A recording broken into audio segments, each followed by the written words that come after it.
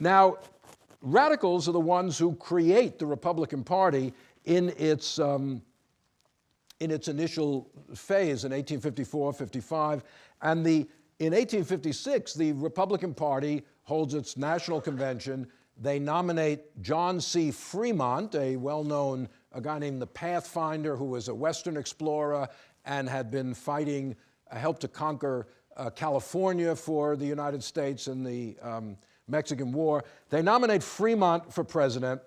The platform of the Republican Party in 1856 is all about slavery. It has almost nothing. There's no economic policy in it, except for a mention that we ought to build more railroads.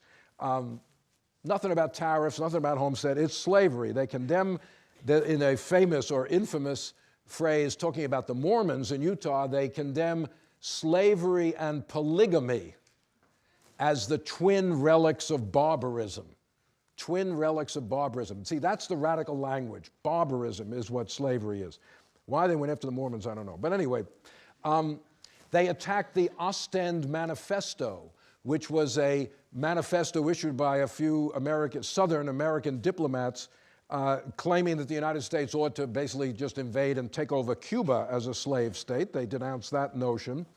And they talk a lot about the Civil War in Kansas, which I'll talk about next time. So it's a pretty radical platform. Now, the Republican Party is new. It's not tremendously organized. It does, one of the things that happens in 1856 that boosts Republican support is, let's see if we can find this image. Yes, here we go. The assault in the Senate on Charles Sumner.